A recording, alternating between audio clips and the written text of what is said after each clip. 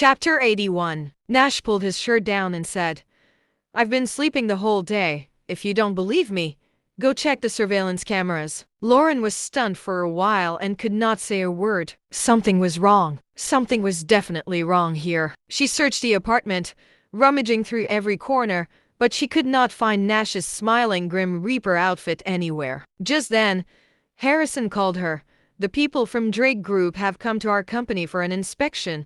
They're ready to pay a $150 million deposit. Hurry back to the company." "All right. I'll come back right away." Lauren hung up the phone and stared at Nash, but she was out of words. After a moment of silence, she finally asked, "When do you plan to register your marriage with Hira?" Nash shrugged. "I can do it any time.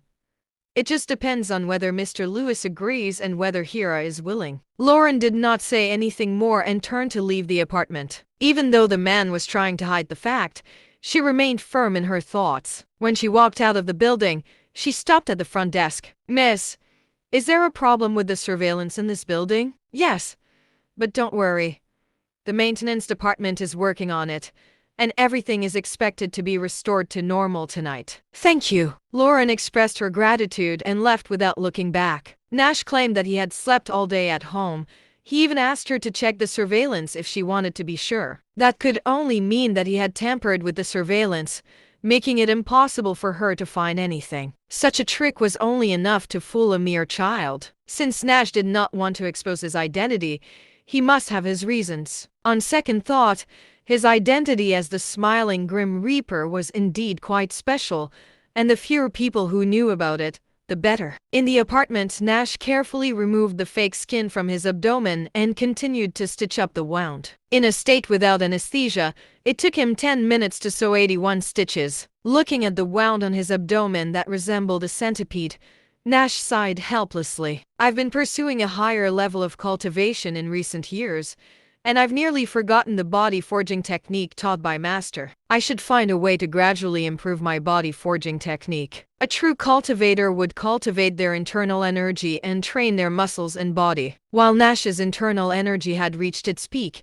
his muscles and body were still somewhat fragile. If he had achieved some progress in body forging, he would not have gotten injured today. After tending to his wound, Nash sat cross-legged on the bed and began to cultivate his energy for healing. Inside the grand mansion of the Hills residence in Johnford, Hunter was complaining to his grandfather with a look of grievance. He was about to propose to the Lewises, but Hira still treated him coldly. Gaspard Hill, dressed in white traditional wear, had a thick white beard that went down to his chest. He stroked his beard and smiled. "Fate has its own timing. When the time comes, it'll come. When the time is not right, don't force it. The Lewises have no power nor influence, and that Hira girl isn't worthy of my dear grandson." Although the Lewises had two companies, Herman's assets did not even amount to $1.5 billion. The Lewises were still far from being considered a third-rate family. The Hills did not have many family members, and it would be better for Hunter to marry someone from a more suitable background. "Dad, I think Hunt must marry Hira Lewis. Firstly, Helena Lewis is now Kai Watson's girlfriend. You know what kind of power the Watsons hold. Secondly, Brooke has just secured a major project from Drake Group, which means they've established a relationship with the Lee family. Whether the Watsons or the Lees, they're both formidable existences that we can only look up to. Moreover, the Watsons and Lees are closely related, and their business empires are more than capable of overpowering the other three giants, not forgetting that the Warden and the Skies are backing the Lees. If Herman can leverage the resources brought by both his granddaughters, the Lewises have a great chance of becoming the sixth commercial giant in Johnford." Hunter's father, Jeffrey Hill, had analyzed the situation. Gaspard squinted his eyes, pondering. It seemed that his son's words made sense. Hunter continued in dissatisfaction. "It's all that wretched Scotty's fault. She has always hindered me from getting close to Hira, otherwise I would have succeeded long ago." Jeffrey's expression turned dark. "Scotty's grandfather is the chairman of the Martial Arts Association, so that girl is indeed a bit troublesome." Gaspard stroked his beard with a sneer. "She's just an inexperienced little girl. If I make a move, she won't be able to see the sun tomorrow." Chapter 82. As the city lights began to illuminate, Nash's stomach rebelled after not eating for a day. An old-fashioned ringtone sounded from the mobile phone next to his pillow. It was a call from Theo. It was about time to have dinner, and Theo's call at this time was most likely an invitation to go for a meal. Although Nash already had a hunch, he still asked, "What's up?" On the other end of the phone, Theo hesitated for a few seconds before chuckling. "Nashy, I've reserved a private room at the Shadow Hotel.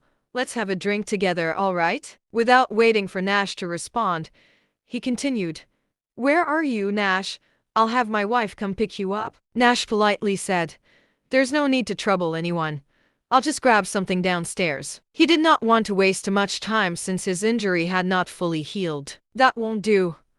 I finally made time to come to Johnford, and I haven't had a drink with you yet.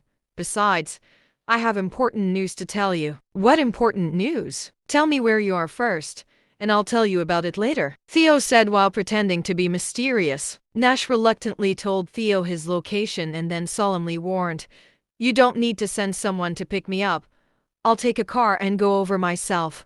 My identity is on the verge of being exposed by you guys." He hid his identity to avoid causing trouble for the Lewises. After all, he had executed many assassination missions in the past, and his targets were usually the leaders of extremely evil forces. Most of the missions were carried out overseas, but it was not uncommon for those people to harbor hatred and come looking for him. He did not fear these forces, but the Lewises were just a group of ordinary people with no fighting power. Half an hour later, Nash arrived at the Chateau Hotel. The Chateau Hotel was actually a luxurious hotel, and it was the only 5-star hotel in Johnford. For one to be able to eat here, one had to apply for a membership card. The membership cards at Chateau Hotel were divided into 3 tiers. The green VIP card came with a minimum membership fee of 150 million, and it was mostly obtained by third-rate families. The black diamond VIP card came with a minimum membership fee of 700 million,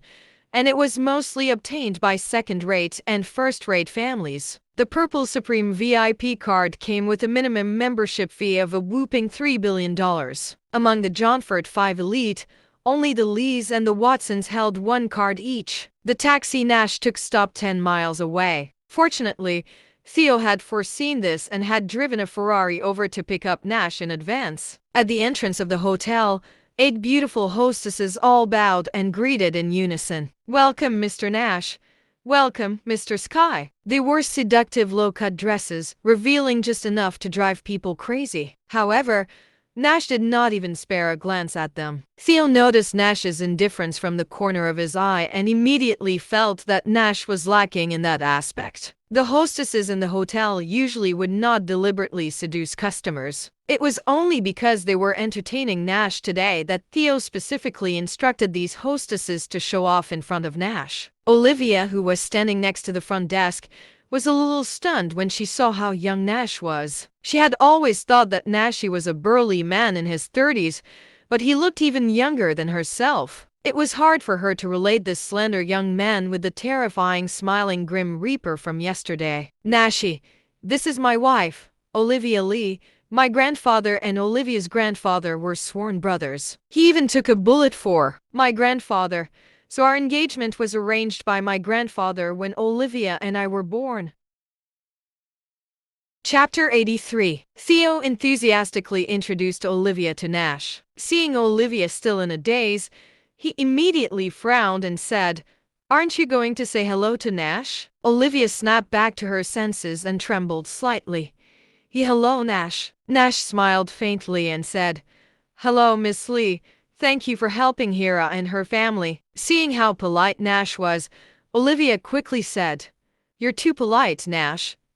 It's what we should do." Just last night, she asked Theo about the connection between the Skies and Nash. Several years ago, Nash had helped the Skies eliminate a terrifying foreign enemy. If it were not for Nash's intervention, the Skies would have suffered a calamity. At that time, Drake Group was still under the Skies' control. Without the Skies, Drake Group would not have developed to its current state. Thinking about this, Olivia was even more shocked. After all, Nash, who now appeared to be in his early 20s, had helped the skies about 6 years ago. At that time, Nash was probably only 17 or 18 years old. The realization made Olivia gulp involuntarily. The man in front of her was far more terrifying than she had imagined. "Let's go upstairs for the meal. The dishes will get cold if we wait too long," Theo said with a smile, then asked Olivia to lead the way. Meanwhile, he accompanied Nash by his side. "Is your injury better now, Nashy?"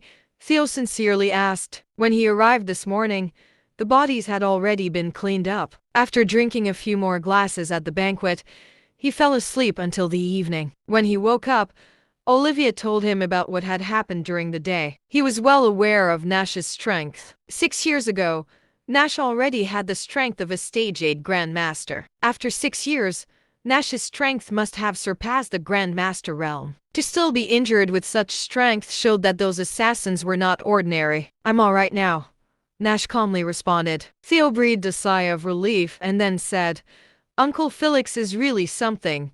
He left the Northern Territory without even bringing a single bodyguard along." "The Uncle Felix you're referring to, is he the warden?" Nash asked in confusion. "Yes, the Northern Territory's warden Felix Xing. He has been on the battlefield for more than 20 years. He's a man with glorious achievements and unmatched valor. But Nashi, as the warden's personal bodyguard, why don't you know the warden's name?" Theo asked with a strange expression as he walked into the elevator with Nash. "My mission is to protect the warden. I have no right to inquire about the warden's personal information," Nash replied calmly. "That's true. You're a top-notch professional killer who's dedicated to your duty. By the way, will there be any changes in your KDA on the dark web?" Although Theo's intelligence organization was powerful, it did not have the authority to access information on the killer leaderboard. Nash explained, "After a dark web assassin completes a mission, they submit it in the task panel. After the employer confirms it, they receive their commission, and the KDA is recorded in the system." As they spoke, the three of them arrived at the 8th floor and entered private room number 88, which belonged exclusively to the Skies. At the entrance of the private room stood two identical twins, both of them stage 5 Grandmaster bodyguards. They were of similar height and weight. They even had the same hairstyle and facial features. They were clearly a pair of twins. "Mr. Sky, Mr. Nash." The two bodyguards put their hands behind their backs and bowed their heads in greeting. After Theo nodded in acknowledgement, he led Nash into the private room. On the large round table were 108 dishes, a lavish feast. It was an extremely luxurious imperial banquet. Nash's mouth twitched slightly. "Is anyone else coming?" Theo understood that Nash was accusing him of extravagance and waste, so he awkwardly smiled and said, "I'll have any leftovers packed and delivered to the sanitation workers later." Chapter 84. After the three of them took their seats, there were dedicated beautiful waitresses to help with serving the dishes and pouring them drinks. They were truly being treated as royals. Even the liquor served was worth millions of dollars, the Gelaward tribute spirit. Nash had also attended banquets of various national royal families with his master before, so he had some knowledge of certain famous liquors. Theo and Olivia each toasted Nash, saying, "Nash, this is wild beluga sturgeon caviar that had a lifespan of 300 years. Then, Theo personally served Nash a small spoonful of beluga caviar. The caviar was full and round, with a clear and transparent color. It had a slight golden luster to it, which was the characteristic of top-quality caviar. Even Nash, who had been to grand occasions, could not help but feel his eyelid twitch at this moment. The most expensive caviar he had eaten was in the house of Irania's royal family. It was caviar from a 100-year-old wild beluga sturgeon,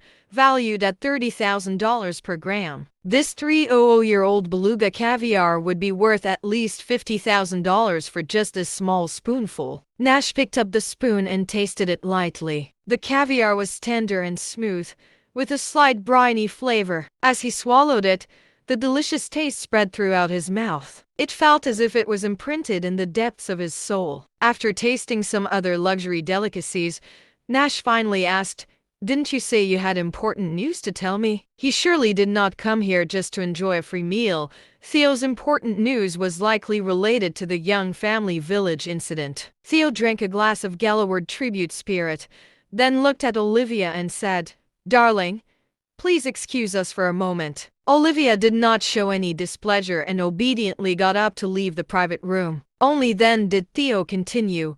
"According to the clues I investigated, there were two Johnford families involved in the Young Family Village arson case. The glass that Nash had just picked up suddenly shattered. Strong killing intent filled the private room. Theo felt as though he had been encased in ice, and after a slight jolt, he continued. This information was extracted by my grandfather from an old lunatic from the Klein's family.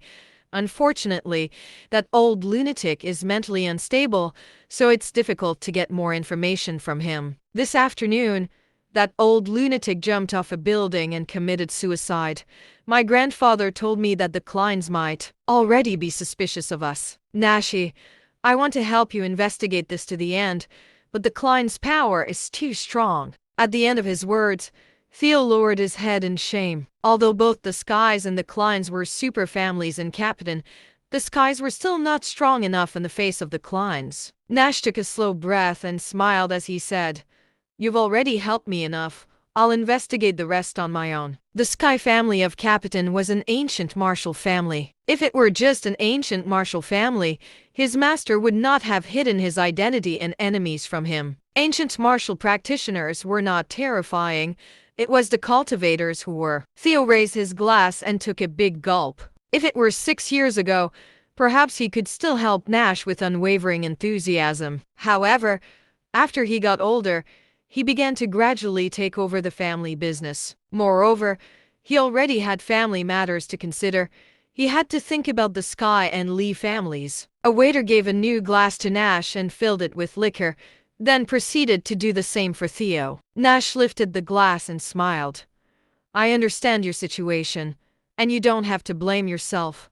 I'll remember your kindness." If it were not for Theo's help, he would still be completely in the dark about his identity. Theo raised his glass and clinked it with Nash's, saying, "Besides this matter, I can definitely help you with anything else, Nashi." Nash smiled and drank the contents of his glass in one go. Just as he finished a drink, the phone in his pocket kept vibrating. He took out his phone and saw that WhatsApp notifications had filled the entire screen. Nash unlocked his phone, opened WhatsApp, and saw that there were over 30 unread messages in a WhatsApp group called Happy Family. Upon checking, they were all messages from Harrison and Lauren asking Hira to call back. Nash slightly furrowed his eyebrows, and he immediately dialed Hira's number.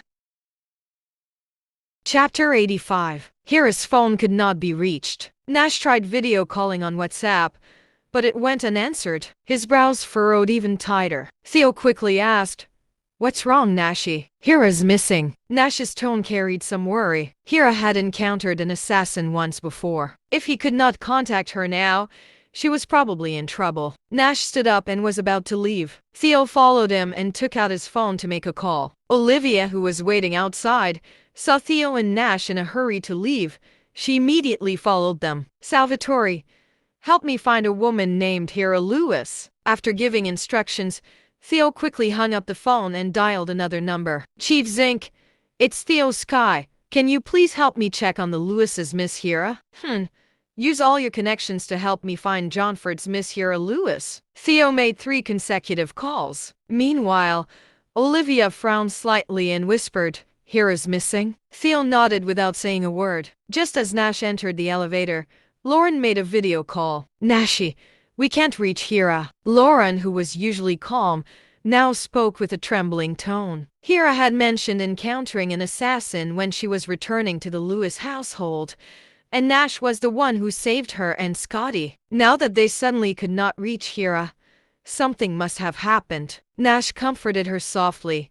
"Don't worry, Lauren. I'm already working on it." Just as Nash and the group stepped out of the elevator, Theo received a call from Salvatore Smith. "Mr. Sky, I just remembered. Crow brought 2 beautiful ladies back tonight." "Where did he take them?" Theo asked in a hurry. "Causeway Bay." "Is Crow your guy?" "Crow's the big boss in Causeway Bay. He has more power than I do, Salvatore said embarrassedly. Figure out if a woman named Hera Lewis is among the 2 people Crow brought back. Okay, I'll ask right away. Meanwhile, in a transportation company in the southern suburbs, dozens of trucks were being loaded with goods despite it being nighttime. Dozens of bare-chested workers were lifting furniture onto the trucks. In the office, a bald man with a large gold chain had his legs propped up on the desk. His sexy and charming secretary was massaging his legs. The bald man's suit was unbuttoned, revealing a chest full of scars. He reclined in his chair and dialed Crow's number. Yo, silly sov. Why are you calling your boss? I heard you just brought 2 beauties back. Is one of them called Hera? Damn. What's it to you? Just tell me, yes or no. Salvatore's tone became stern. What? Is she a woman you're interested in? Even if she's yours, I still want to have some fun with her today, ha ha ha. Crow laughed arrogantly. I'm warning you not to touch her, Salvatore warned coldly. Silly sov, have you forgotten your own identity? How dare you threaten me? Crow's tone turned cold. What if it's Mr. Sky? Screw Mr. Sky. In Johnford, I only get orders from Mr. Lane. After saying these words, Crow hung up the phone. Salvatore stood up abruptly from his chair. Blake, gather all our men and head to Causeway Bay.